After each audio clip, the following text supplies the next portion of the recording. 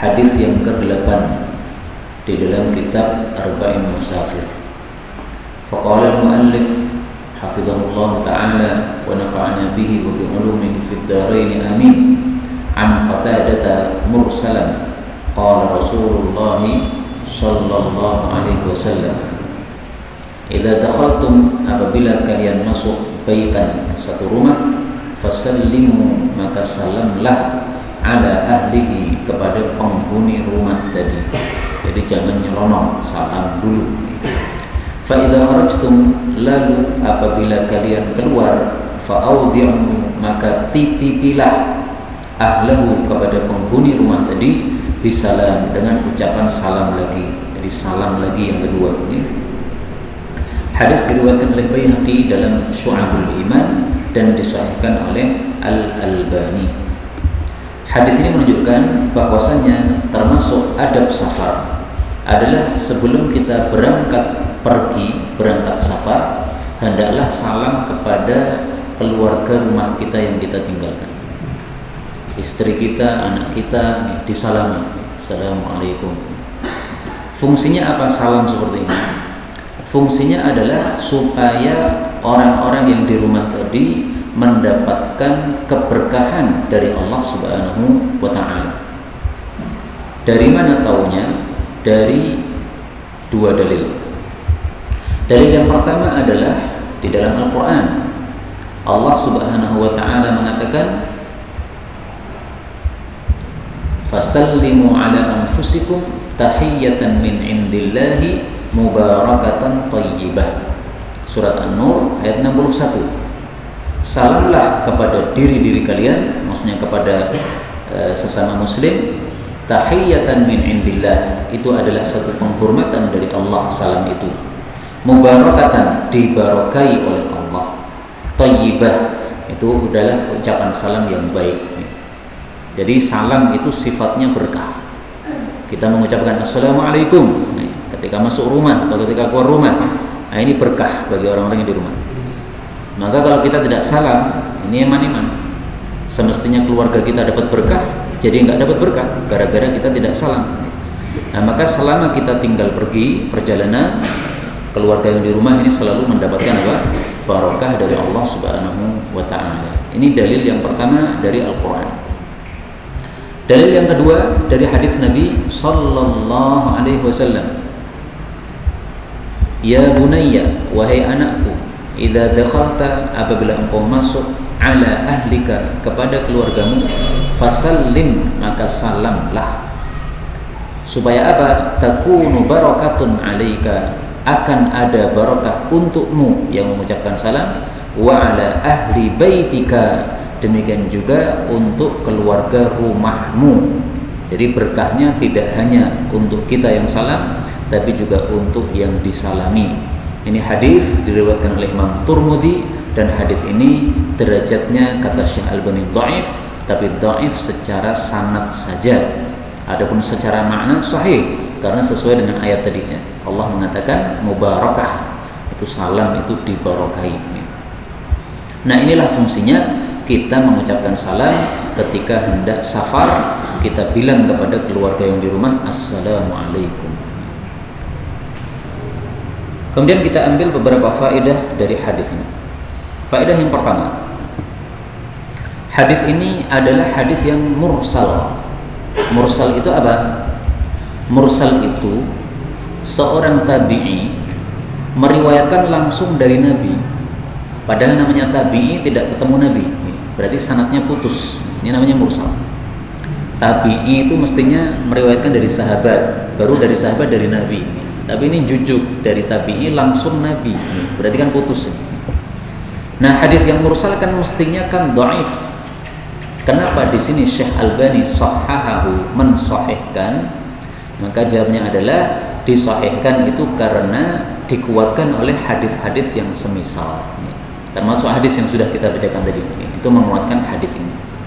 Karena itu meskipun hadis ini adalah mursal, tetapi kesimpulannya sahih maknanya, atau sahih karena dikuatkan oleh hadis-hadis yang lain yang semisal.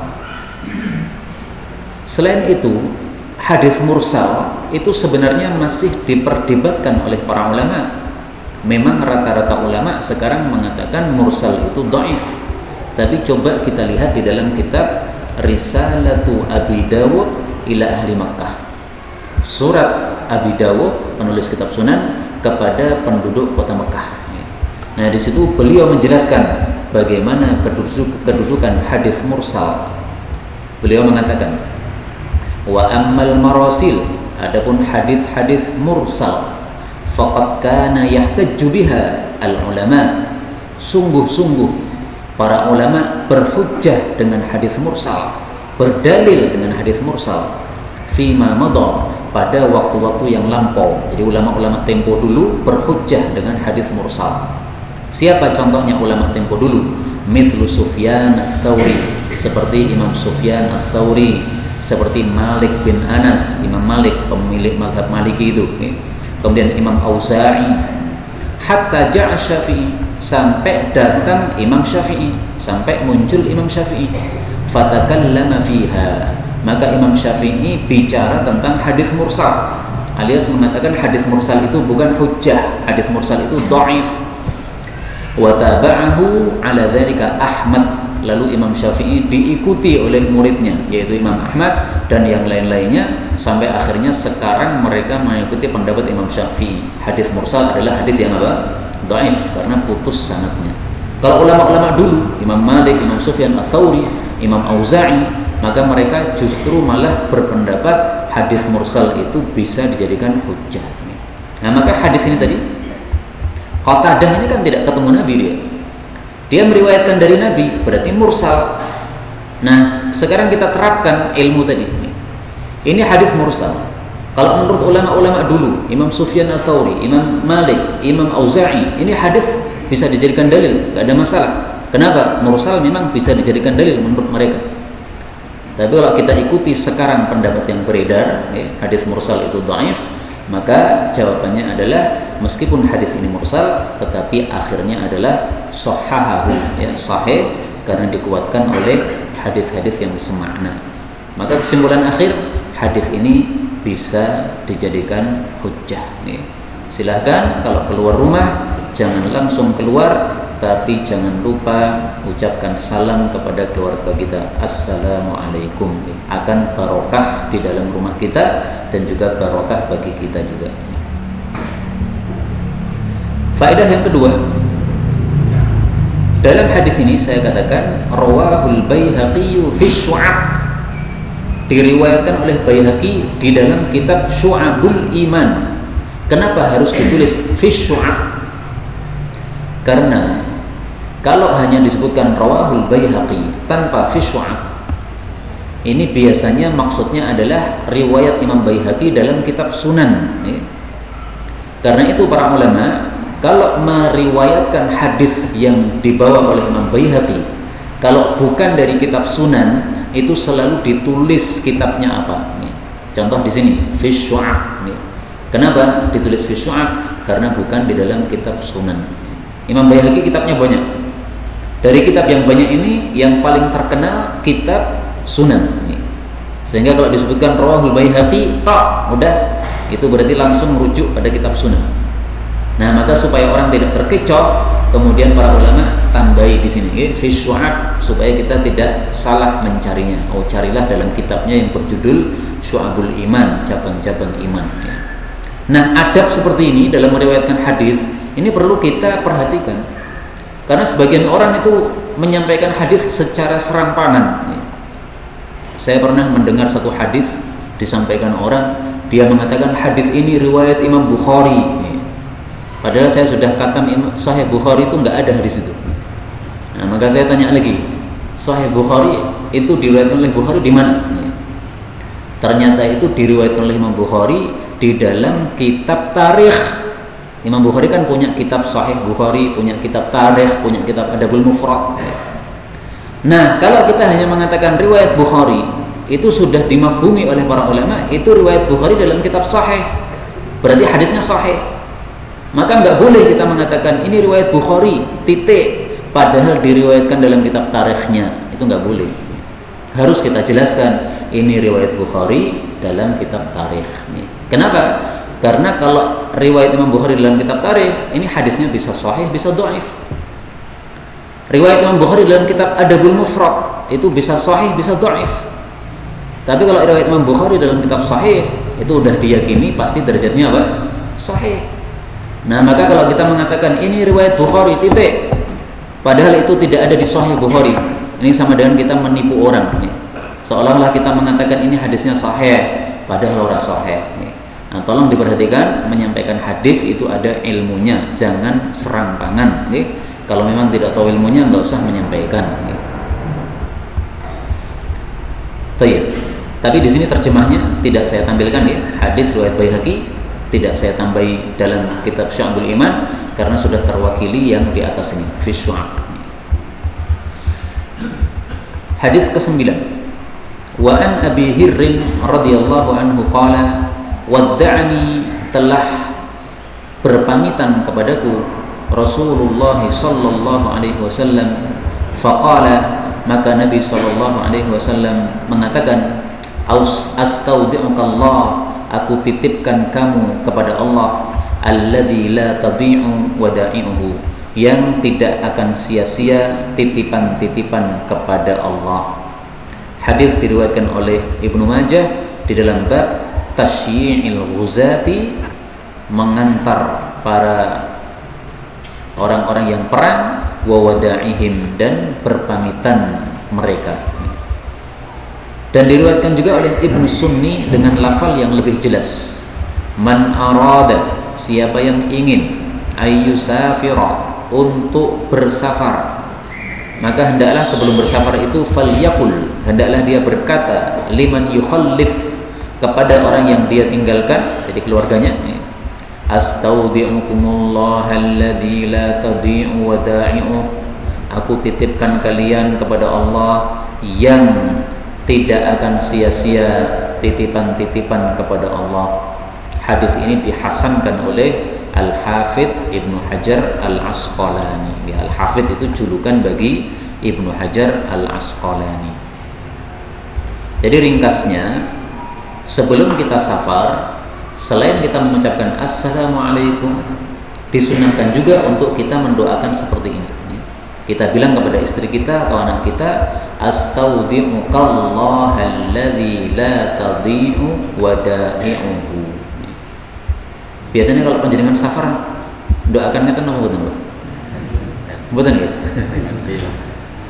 Nah, ini kalau kita belum tahu, maka hendaklah kita hafalkan, supaya nanti kalau mau safar ini bisa kita ucapkan. Tapi supaya terkesan, kita baca bersama. Saya baca ditirukan. Astaudi'uka Allah alladzi la tadhi'u wada'i'uhu. Dua kali bersama-sama. Astaudi'uka Allah alladzi la tadhi'u wada'i'uhu. Astaudi'uka Allah alladzi la tadhi'u wada'i'uhu. Ini diucapkan oleh orang yang akan safar. Jadi sebagaimana orang yang ditinggalkan itu disunahkan untuk mendoakan si musafir, demikian juga disunahkan si musafir untuk mendoakan bagi orang yang ditinggalkan, saling mendoakan. Dan saling mendoakan itu sebenarnya termasuk diperintahkan oleh Allah di dalam Al-Quran. Allah Subhanahu wa ta'ala menyebutkan pada surat An-Nisa ayat 86, wa idza huyyitum bi tahiyyatin fahayyu bi ahsana minha aw rudduha. Wa idza, dan apabila huyyitum, kalian diberi penghormatan, bi tahiyyatin, dengan satu penghormatan, fahayyu bi ahsana minha, maka berilah penghormatan dengan yang lebih baik darinya, aw rudduha, atau balaslah, atau kembalikanlah, artinya dibalas yang setimpal. Nah, doa itu termasuk huyyitum bitahiyyah, termasuk memberikan penghormatan. Nah, maka musafir ini sebelum berangkat mendoakan keluarga, kemudian karena dia didoakan berarti diberi kehormatan, maka hendaklah dia membalas dengan doa, membalas kehormatan tersebut. Maka ini tampaknya termasuk sunnah yang sudah mati, karena rata-rata orang safar tidak mengucapkan ini kepada keluarga yang ditinggalkan. Nah, mari kita setelah mempelajari hadis-hadis Nabi kita terapkan. Kalau tidak hafal baca doa ini pakai baca nggak apa-apa. Mau safar buka dulu Arba'in Musafir, halaman berapa dihafalkan. Nah, baca Astagfirullah alladzi la tadhi' wada'in. Assalamualaikum, keluar. Tapi kemudian satu hal yang ingin saya sampaikan di sini, ini ada kata-kata Ibnu Sunni. Ini jangan salah paham, karena saya mendengar orang salah membaca Ibnu Sina. Salah itu. Kok salah? Karena Ibnu Sina itu bukan periwayat hadis. Yang periwayat hadis adalah Ibnu Sunni. Kalau Ibnu Sina itu ahli apa? Ahli kedokteran. Nah, maka kalau bicara kedokteran jangan baca Ibnu Sunni, tapi kalau bicara hadis jangan baca Ibnu Sina. Letakkan semuanya pada tempat yang benar. Apalagi tulisan Ibnu Sina itu memang tidak seperti ini. Ibnu Sina itu yang saya tahu nulisnya gini, Ibnu Sina. Nah, sinanya gini. Tapi kalau pakai ya ini, ya bingkong atau alif bingkong ini, nah, Ibnu Sunni. Kalau Sina pakai alif tegak, Ibnu Sina. Kita lanjutkan hadis yang ke-10.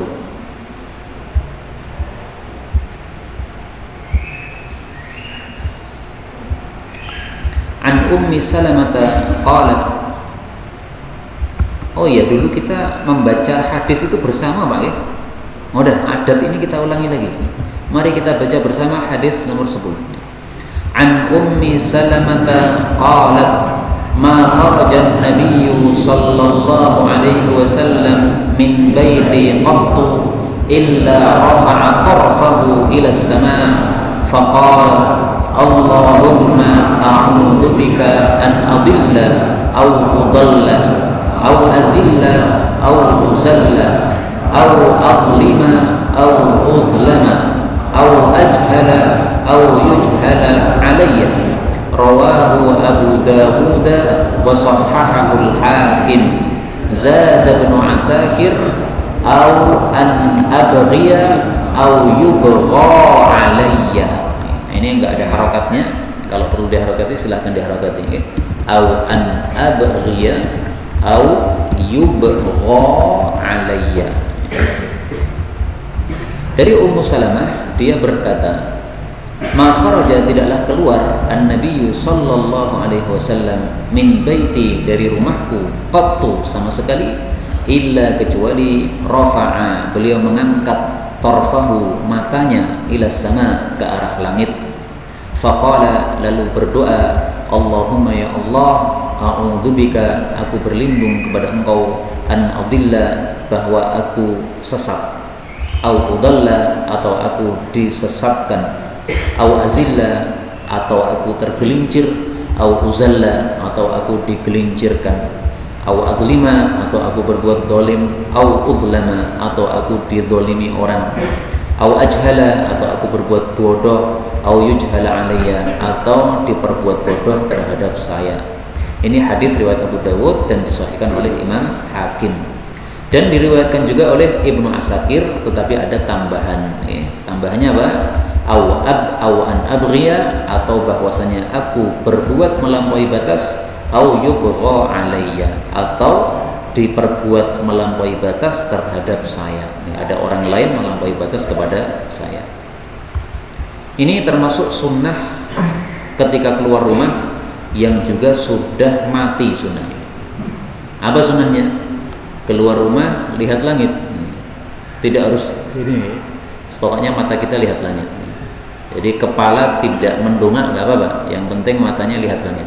Karena kita melihat ke depan terlihat langit, itu juga sudah termasuk melihat langit. Tidak harus kepalanya mendongak.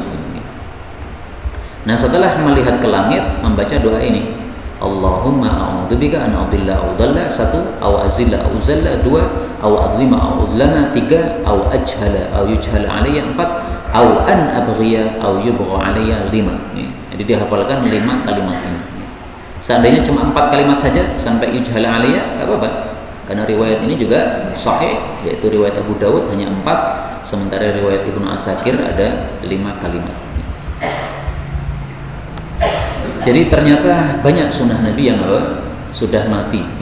Sunnah Nabi yang sudah mati alias tidak banyak yang mengamalkan. Kenapa tidak diamalkan? Ya karena tidak banyak yang mempelajari. Karena itulah fungsinya kita mempelajari hadis-hadis Nabi selain Al-Quran adalah supaya kita menghidupkan sunnah-sunnah yang sudah mati. Kalau Al-Quran 30 juz, ya, insya Allah banyak orang yang sudah baca. Tapi kalau hadis Nabi jumlahnya jutaan, jumlahnya ribuan. Kalau kita tidak baca semuanya nggak akan paham. Nah, maka sedikit demi sedikit kita pelajari pada kajian Jumat sore seperti ini untuk bisa kita amalkan dalam kehidupan keseharian kita. Kalau perlu ditempel di rumah, ya, di pintu rumah, ya, doa ini. Nah, sehingga ketika mau keluar rumah itu teringat, oh iya, nanti sunnahnya melihat ke langit, nanti sunnahnya membaca doa ini, ditempel. Dulu saya tempel doa ini di pintu rumah saya, ya, sebelum hafal dulu. Ya. Nah, tapi tempelannya itu masih ada sampai sekarang saya lihat, ya, tidak ada yang membuang. Meskipun sudah hafal, nggak ada masalah, ditempel dalam rangka supaya mengingatkan kita. Begitu keluar rumah, melihat tempelan ini jadi teringat ini ada sunnah Nabi yang hendaknya kita lakukan. Jadi kemudian kita ambil beberapa faedah dari hadis ini. Faedah yang pertama, hadis ini diriwayatkan oleh Ummu Salamah. Ummu Salamah itu siapa? Istri Nabi Sallallahu Alaihi Wasallam. Ummu Salamah termasuk istri Nabi yang sangat-sangat cerdas, terkenal cerdasnya Ummu Salamah ini. Salah satu bentuk kecerdasan Ummu Salamah, mari kita lihat bagaimana cerdasnya Ummu Salamah radhiyallahu taala anhu.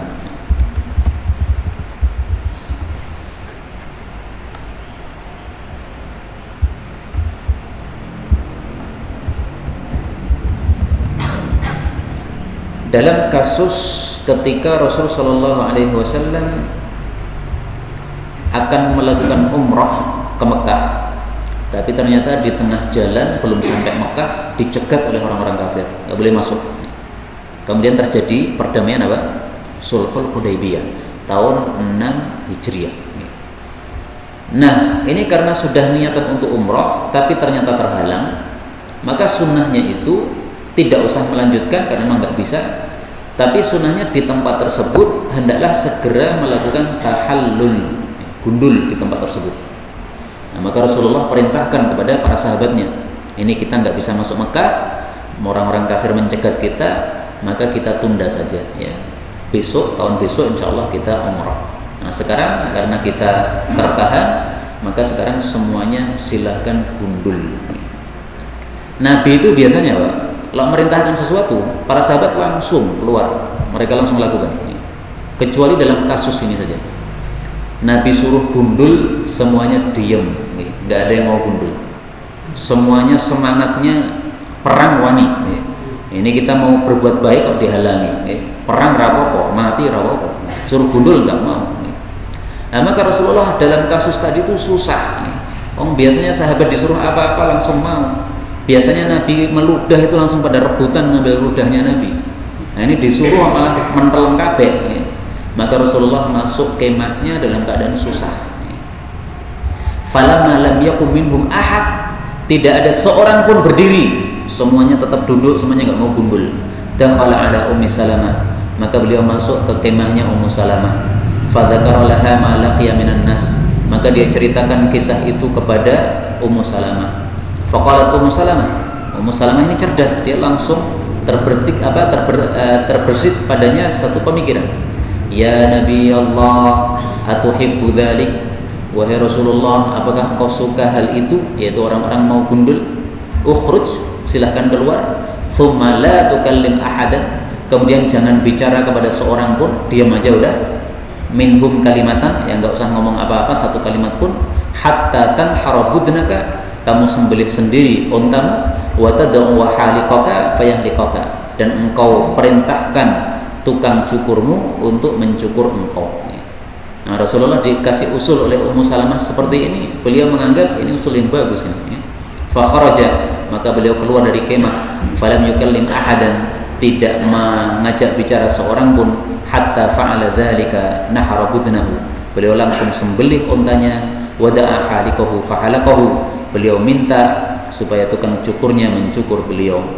Falamma ra'au dzalika, ketika orang-orang melihat kejadian itu, qamu, mereka langsung bangkit semuanya.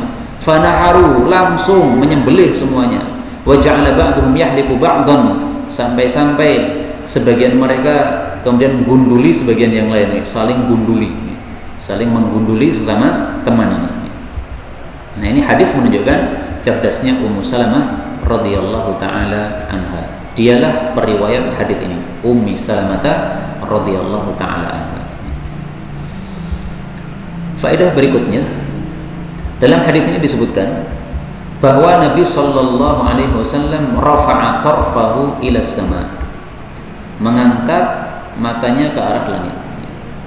Ini menunjukkan bahwa melihat ke arah langit itu sesuatu yang disyariatkan. Tetapi melihat ke arah langit ini dalam rangka apa? Dalam rangka untuk tafakkur atau untuk berdoa kepada Allah Subhanahu wa taala. Allah Subhanahu wa taala menyebutkan tentang tafakkur pada surat Ali Imran ayat 191. Alladzina yadhkuruna Allaha qiyaman wa qu'udan wa 'ala junubihim wa yatafakkaruna fi khalqis samawati wal ardh. Termasuk ulil albab adalah yang zikir kepada Allah dalam kondisi berdiri, duduk atau berbaring, dan mereka tafakkur tentang penciptaan langit-langit dan bumi. Nah, ini ayat ini selalu dibaca oleh Nabi ketika bangun tidur sambil melihat ke arah apa? Langit. Nah, maka melihat ke arah langit ini dalam rangka tafakkur atau dalam rangka berdoa kepada Allah seperti tadi, Allahumma inni a'udzubika an adilla, tadi ini adalah satu ibadah.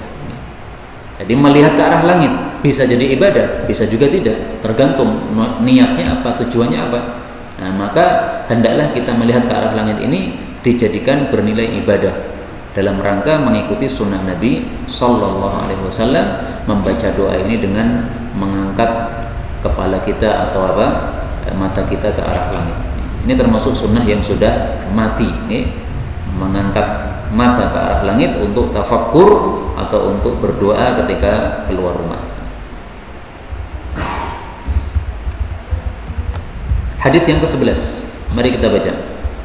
An Buraidah radhiyallahu anhu qala kana sallallahu alaihi wasallam idza kharaja min baitihi qala bismillah tawakkaltu 'ala Allah la haula wa la quwwata illa billah Allahumma inni a'udzu bika an adilla aw udalla aw azilla aw uzalla aw adlima aw udlama aw ajhala aw yujhala alayya aw abghiya aw yubgha alayya.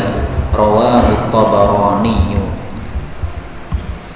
Dari Buraidah, dia mengatakan adalah kebiasaan Nabi sallallahu alaihi wasallam idza kharaj, apabila keluar, min baitih, dari rumahnya, qala, beliau mengucapkan bismillah, dengan nama Allah. Maksudnya dengan nama Allah saya keluar. Tawakkaltu 'ala Allah, aku bertawakal kepada Allah. La haula, tidak ada daya, wala quwwata, tidak ada kekuatan, illa billah, kecuali dengan pertolongan Allah. Allahumma ya Allah, inni a'udzubika, sungguh aku berlindung kepada Engkau, an adilla au udalla, bahwa aku sesat atau disesatkan, au azilla au uzalla, atau saya tergelincir atau digelincirkan, au adlima au udlam, atau aku zalim atau dizalimi, au ajhala au yujhala alayya, atau aku berbuat bodoh atau diperbuat bodoh terhadap saya, au abghiya au yubgha alayya, atau saya melampaui batas atau diperbuat melampaui batas terhadap saya. Hadis riwayat Tabarani. Ini bedanya dengan riwayat yang pertama, Bapak. Ada tambahan bismillahi tawakkaltu 'ala Allah la haula wala quwwata illa billah. Jadi kalau kita membaca hadis yang pertama saja atau doa yang pertama saja sudah cukup, tapi kalau kita menambahi dengan bismillah tawakkaltu 'ala Allah la haula wala quwwata illa billah, ini semakin sempurna. Ini semuanya sunnah Nabi. Pakai bismillah tawakkaltu la haula sunnah. Tidak pakai juga sunnah. Artinya gini, kadang-kadang kita keluar tanpa membaca bismillah tawakkaltu, ya nggak apa-apa. Yang penting sudah doa pertama tadi. Tapi paling bagusnya digabungkan antara doa pertama tadi dengan bismillah tawakkaltu 'ala Allah la haula wala quwwata illa billah. Kita ambil beberapa faedah. Faedah yang pertama, bismillah dibaca ketika keluar rumah ini supaya keluar kita dibarokai oleh Allah Subhanahu wa taala. Karena sifat bismillah adalah menyebabkan apa? Barokah. Dalilnya apa? Tabarakasmu rabbika dzil jalali wal ikram. Surat apa? Ar-Rahman ayat terakhir, ayat 78. Tabaraka maha barakah ismu rabbika, nama Rabbmu. Jadi kalau kita membaca bismillah dalam kondisi apapun akan dibarokai oleh Allah. Safar ini dari keluar rumah sampai tujuan berkah gara-gara bismillah. Kalau nggak bismillah ya biasa, nggak ada berkahnya, nggak ada. Berkah itu apa sih? Kebaikan yang banyak. Nah, maka supaya semua kondisi kita dibarokai oleh Allah, mulailah dengan bismillah. Mau membaca satu kitab, bismillah. Mau menulis satu kitab, bismillah. Semuanya dimulai dengan bismillah supaya barokah. Bahkan ketika sudah suami istri mau hubungan, membaca apa? Bismillah, barokah. Kalau tidak membaca ya nggak dosa. Jadi suami istri hubungan langsung gitu aja, ya nggak dosa. Tapi yo bedone karo hewan atau binatang apa? Bedanya dengan ayam apa? Ayam itu kan cowok cewek ketemu langsung gitu kan. Ayam itu apa orang bismillah? Bismillah. Orang pernah. Nah, maka kalau kita langsung berarti kita derajatnya sama dengan ayam tadi. Orang beda karo binatang. Maka hendaklah kita manusia yang diberi akal oleh Allah itu berbeda dengan makhluk-makhluk yang tidak dikasih akal. Bismillah ini harus dibaca setiap kondisi kita. Kemudian yang kedua, faedah yang kedua, apa makna la haula? Tidak ada daya, wala quwwata, tidak ada kekuatan. Bedanya daya dengan kekuatan itu apa? Karena daya itu ya kekuatan, kekuatan itu ya daya. Perbedaannya adalah menurut para ulama, haul itu adalah kekuatan untuk meninggalkan maksiat. Haul itu dari kata-kata tahawwala yatahawwalu, pindah. Pindah untuk meninggalkan maksiat. Ini ada tempat maksiat, kita nggak bisa pindah kecuali kalau dibantu oleh Allah. Misalnya, kita diundang pada satu walimah. Ternyata di situ mengundang penyanyi wanita dangdut. Nah, kalau kita tidak punya kekuatan, tidak dikasih kekuatan oleh Allah, nggak mungkin kita berani pindah. Mau pindah pakai nah, itu karena tidak diberi daya oleh Allah Subhanahu wa taala. Itu makna la haula. Nggak bisa pindah, padahal jelas ini maksiat. Kenapa nggak bisa pindah? Nggak dikasih kekuatan oleh Allah Subhanahu wa taala. Adapun wala quwwata itu maksudnya tidak ada kekuatan untuk melakukan kebaikan. Mendengar azan, Allahu Akbar, tapi mau berjalan ke masjid itu nggak punya kekuatan, tidak punya wattnya udah mati, atau listriknya udah mati, nggak punya kekuatan iman sama sekali, sehingga mendengar azan tapi tidak mau bangun. Jam 3 malam kita mendengar azan malam, as-salatu khairum minan naum, tapi pilih kita tarik selimut. Itu kenapa? Tidak dikasih kekuatan oleh Allah untuk berbuat baik.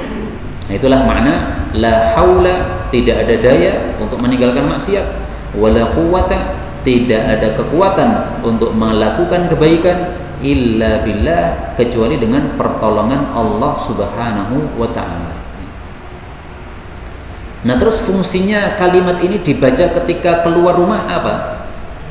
Berarti ketika kita keluar rumah ini kalau ada maksiat ini kalau kita tidak ditolong oleh Allah nggak akan bisa menghindar. Ada wanita-wanita membuka auratnya, kita akan buntuti aurat-aurat itu, kita akan lihat terus aurat-aurat itu. Kenapa? Tidak diberi pertolongan oleh Allah Subhanahu wa ta'ala. Maka ini kalimat sangat penting ya. Tapi kalimat seperti ini tidak akan ada gunanya kalau kita baca tanpa paham maknanya. Kalau kita baca dengan memahami maknanya, insya Allah lebih berguna. Keluar rumah sudah membaca la haula wala quwata illa billah. Paham maksudnya? Ini maksudnya saya akan menghindar dari maksiat, saya akan melakukan kebaikan dengan pertolongan Allah Subhanahu wa taala. Maka insya Allah akan ada gunanya.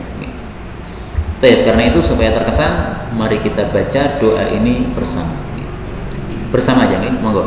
Bismillah tawakkaltu 'ala Allah la haula wala quwwata illa billah.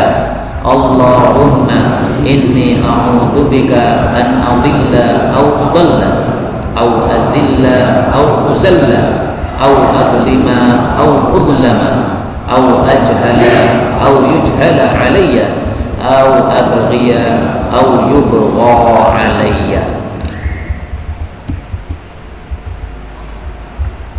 Hadis yang ke-12 ini bicara tentang fadilah membaca bismillah tawakkaltu 'ala Allah.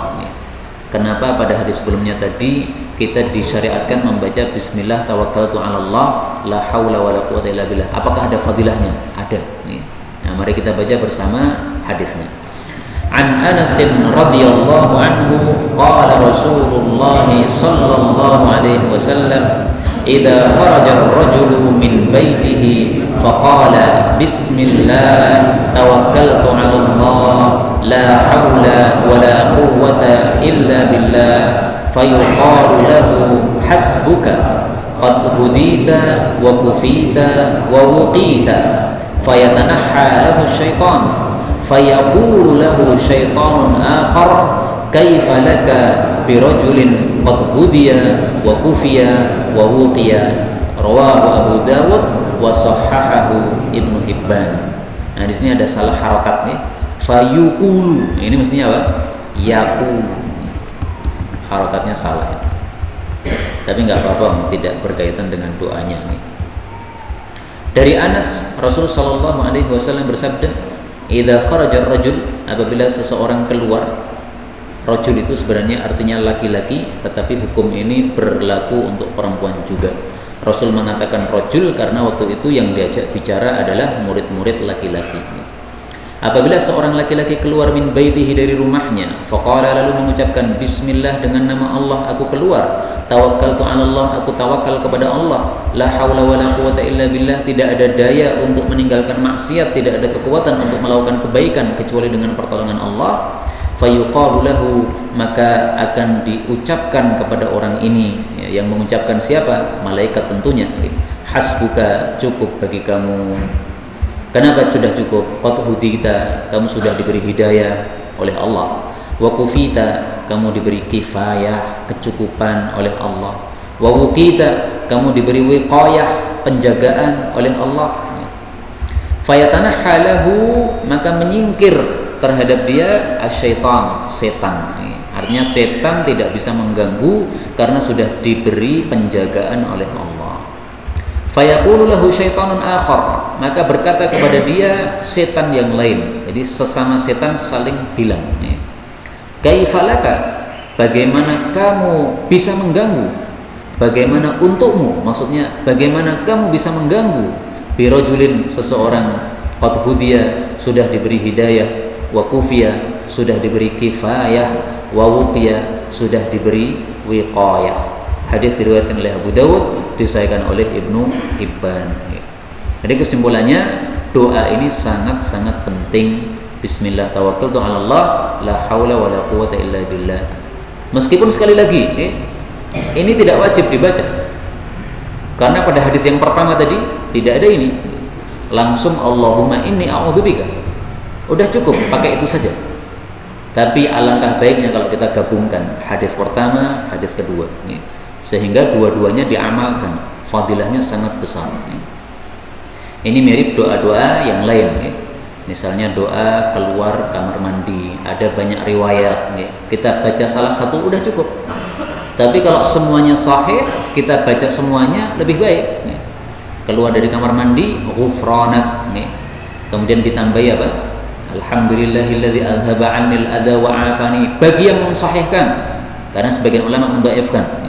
Nah, bagi yang mensahihkan digabung dua-dua hadis tadi, dua doa tadi digabungkan, nggak ada masalah. Karena apa? Dua-duanya warid dari Nabi atau diajarkan oleh Nabi Sallallahu Alaihi Wasallam. Kemudian kita ambil beberapa faedah dari hadis ini. Faedah yang pertama, tadi saya katakan ar-rajul, laki-laki, ini tidak khusus untuk laki-laki, tetapi berlaku juga hukumnya untuk perempuan. Apa dalilnya ulama mengatakan seperti itu?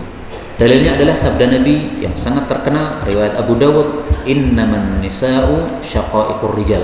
Tiada lain, para wanita adalah saudari kandung para laki-laki. Maksudnya di dalam Islam hukum-hukumnya disamakan. Kecuali kalau Nabi membedakan, baru berbeda. Nah, di sini Nabi tidak membedakan, berarti sama. Faedah yang kedua, dalam hadis ini disebutkan fayuqalu lahu, dikatakan kepada orang yang sudah membaca doa ini, hasbuka, cukup bagi kamu. Siapa yang mengatakan ini? Tidak disebutkan oleh Nabi, tapi yang zahir wallahu alam ini adalah para malaikat. Meskipun ini suara tidak kita dengar, tapi kita harus yakin ketika kita keluar rumah sudah membaca doa ini, kita yakini dan kita hayati. Aku sudah dibilangi oleh malaikat, hasbuka, cukup bagi kamu, kamu sudah diberi hidayah, diberi kifayah, diberi wiqayah. Nah, masalah-masalah gaib seperti ini kalau biasa kita hayati, artinya ketika kita melakukan sesuatu kita menghayati perkara-perkara gaib seperti ini insya Allah lama-kelamaan akan menimbulkan keyakinan kita yang lebih sempurna kepada Allah. Yakin kepada Allah lebih baik. Karena perkara-perkara gaib itu perkara-perkara yang tidak bisa dinalar, tidak bisa terlihat oleh panca indera kita, akan tetapi tidak bisa dirasa oleh panca indera kita, tetapi betul-betul bisa diyakini karena sumbernya dari wahyu dari Nabi Shallallahu Alaihi Wasallam. Maka seperti ini pentingnya kita setelah mengetahui adalah untuk menghayati. Saya ulangi lagi, masalah-masalah gaib seperti ini paling pentingnya untuk kita adalah kita menghayatinya. Asy-Syekhul Utsaimin mengatakan, kalau kita berwudu supaya wudu kita sempurna, maka ketika membasuh muka ini hendaklah sambil menghayati, ini dosa-dosa saya di muka ini gugur dengan air-air yang menetes. Ketika membasuh tangan, ini sambil menghayati, ini dosa-dosa saya dari tangan ini menetes dengan air wudu ini. Ini yang jarang dilakukan orang.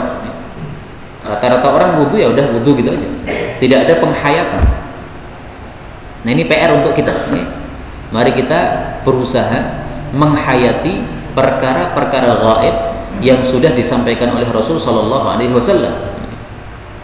Muncul uban di rambut kita, ada penghayatan di sini. Apa penghayatan?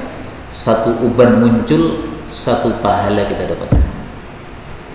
Muncul uban yang kedua, pahala kedua kita dapatkan. Maka kalau orang banyak ubannya itu susah apa seneng kok? Susah. Dan susah berarti nggak tahu hakikatnya nih. Kalau tahu hakikatnya, alhamdulillah tambah uban, alhamdulillah. Pahalanya banyak. Apa ada dalilnya? Ada. Mari kita lihat.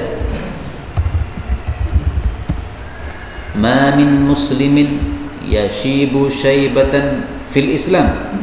Tidak ada seorang pun muslim yang beruban di dalam Islam, illa kanat lahu bi kulli syaibatin hasanah, kecuali setiap satu ubannya dia dapat pahala, wa rufi'a biha darajah, setiap satu ubannya ditinggikan derajatnya, derajat dalam jannah nanti.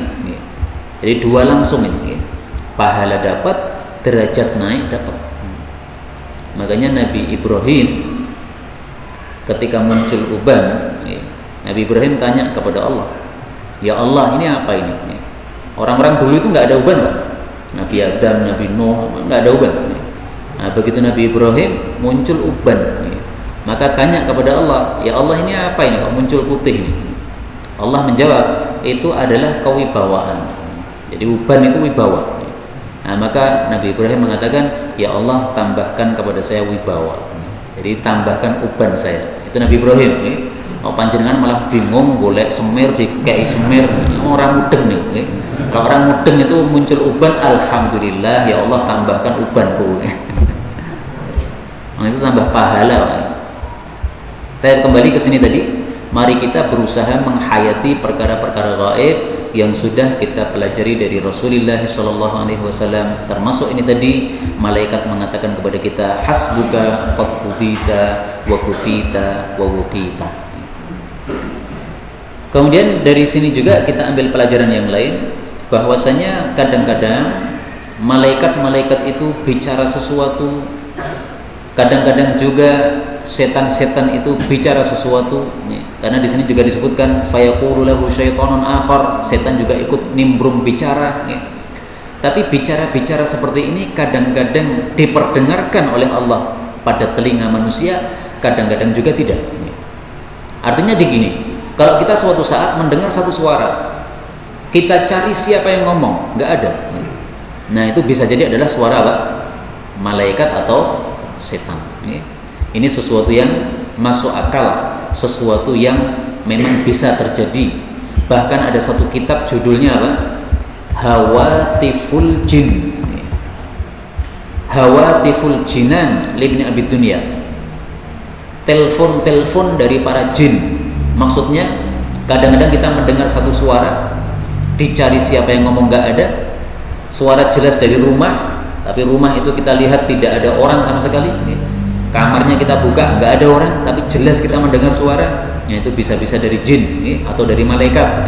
Nah, maka di sini cerita-cerita tentang telepon-telepon dari para jin dikumpulkan oleh Ibnu Abi Dunya, wafat usia dalam tahun 281 Hijriah. Ini cerita-cerita suara jin yang dapat didengar oleh manusia sepanjang zaman. Saya tutup pengajian kali ini dengan contoh suara jin yang bisa didengar oleh manusia yang diriwayatkan oleh Al-Imam Al-Bukhari.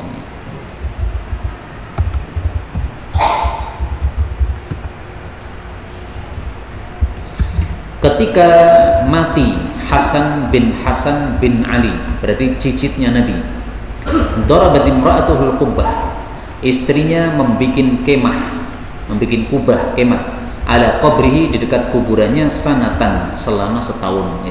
Jadi saking susahnya kehilangan suami, dia nunggu suaminya selama setahun.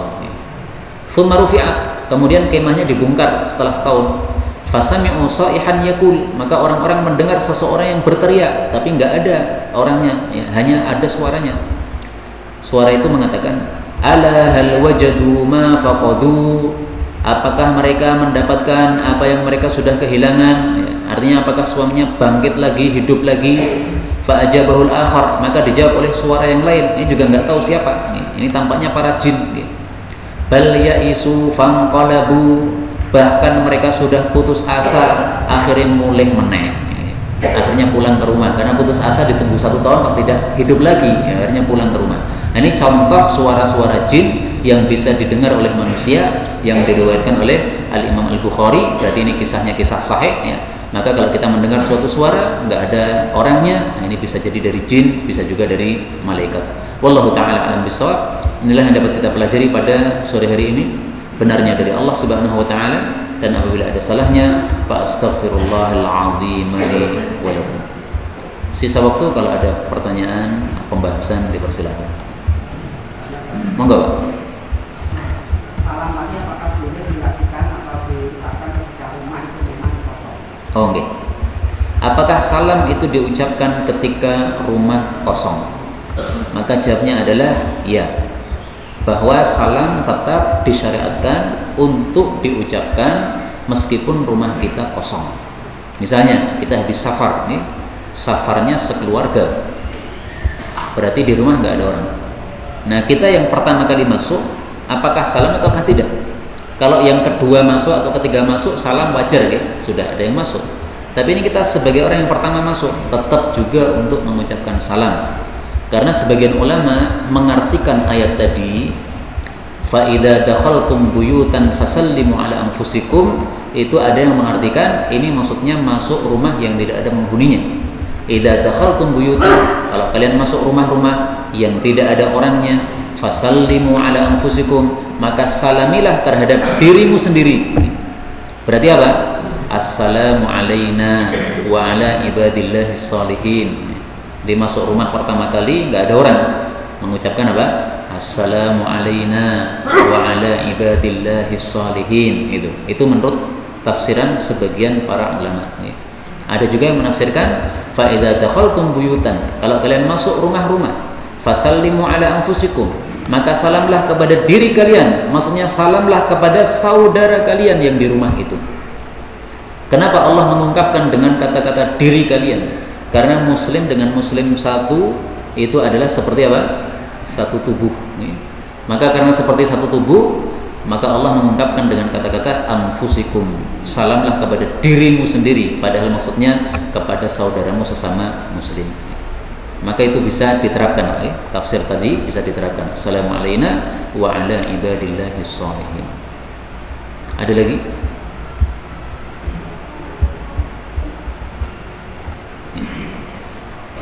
Kalau penjelasan dari ulama bisa dibaca kiranya dalam kitab Al-Azkar, karya Imam Nawawi. Nah, coba kita lihat ya. Assalamu alaina adalah. Nah, ini diriwayatkan oleh Imam Malik dalam kitab Muwatta bahwasanya telah sampai berita kepada beliau bahwasanya disunnahkan apabila seseorang itu masuk rumah yang tidak ada penghuninya, bahwa dia mengucapkan assalamu alaina wa ala ibadillahis sholihin. Ini kurang Allah di sini, mestinya ibadillahis sholihin. Jadi bukan dari Nabi ini tapi dari para ulama. Imam Malik mendengarnya dari orang-orang yang lain.